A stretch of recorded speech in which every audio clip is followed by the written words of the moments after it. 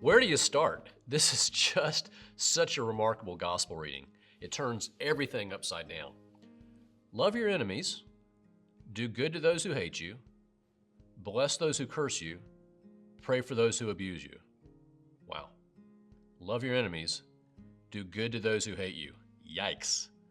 There's no question in my mind, this is Jesus' hardest teaching of all, and Jack understood that well.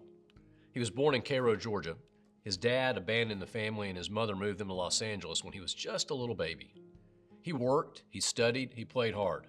He had a work ethic that just wouldn't stop, and he put himself through community college and then on to UCLA, trying to create a future that was bolder than his past. Jack joined the military, and he struggled to convince the leaders there to judge him by the content of his character rather than by the color of his skin. But the phone call would come in 1945. Jack got a phone call from a man in New York, Mr. Ricky. Mr. Ricky called and said, "I'm looking for a man with, quote, guts enough not to fight back," unquote. Jack was a fighter. He was a proud man who was willing to defend himself and his honor, but he signed the contract only on the condition that he had, quote, guts enough not to fight back, unquote. Because he and Mr. Ricky knew that that was the only way for the first black player to succeed in the major leagues.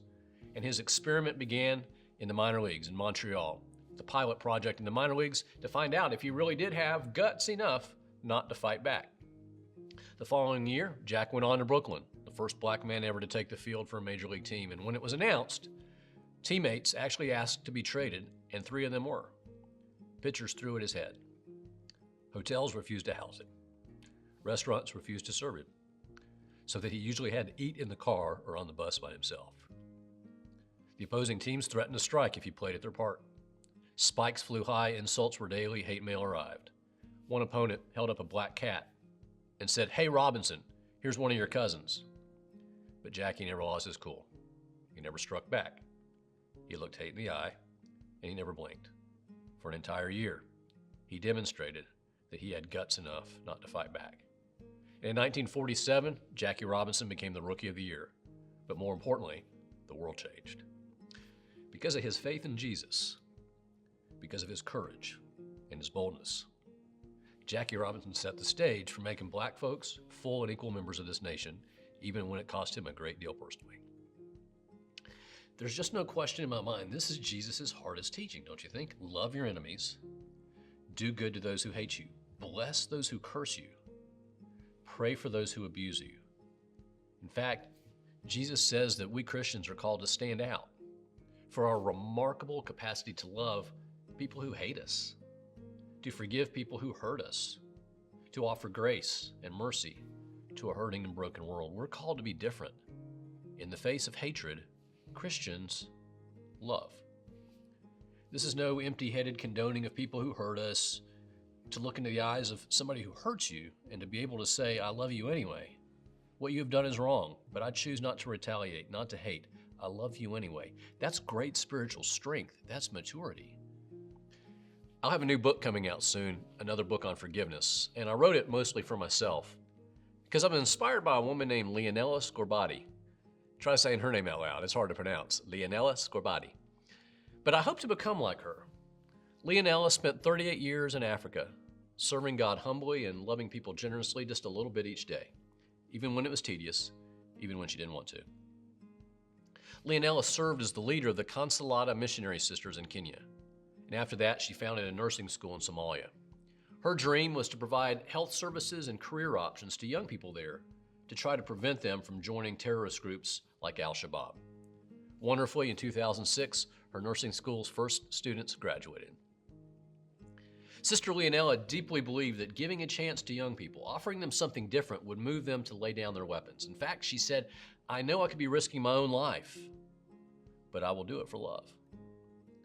Love means you're willing to inconvenience yourself on behalf of somebody else, and that's exactly what Sister Leonella Scorbati did. She knew that where there is fear, love withers. At the same time, she faced the very real challenge of the Islamic rules in Somalia.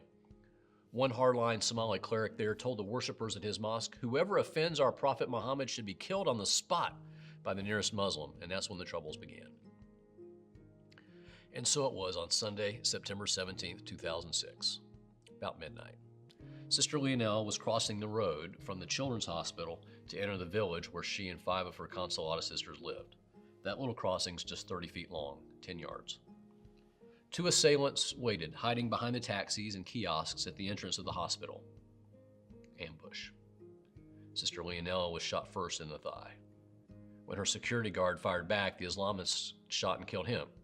Her bodyguard, Muhammad Osman Mahmoud, a Muslim father of 4, died on the spot. Gunfire then hit Leonella with 2 additional bullets, one of which severed her femoral artery, causing a massive hemorrhage. Her sisters took her quickly for medical help, and they surrounded her with love all the way to the end. As she was preparing to die, Sister Leonella Scorbati spoke her final words in her native Italian. Perdono. Perdono. In English, I forgive. I forgive. Sister Leonella had been fully aware of the danger that was around her. She said, I know there's a bullet with my name on it. I don't know when it's going to arrive, but as long as it doesn't, I'm staying here. I can't be afraid, and at the same time, love. I choose to love. She didn't get discouraged. She knew that God wanted her in Somalia, and nothing could stop her devotion to the mission. She dedicated herself completely, sparing no effort to establish that school of nursing, to give hope and a future to a country ravaged by war. After her death, the United Nations helped move her body, and they evacuated the other Consolata sisters from Somalia back to Kenya. The sisters buried her in Nairobi, and her body can still be found there now in the Flora Hostel Chapel. Remembering her, Pope Benedict XVI said, This sister, who for many years served the poor and the children in Somalia, died pronouncing the word, forgive. This shows the victory of love over hatred and evil. He's right. Those who opposed her never had a chance. Love triumphs.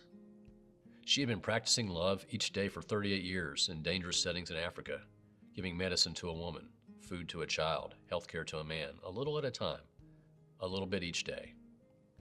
Her love for God and the Somali people conquered any fear, and in the end, her heart was transformed into something beautiful, a shrine of love.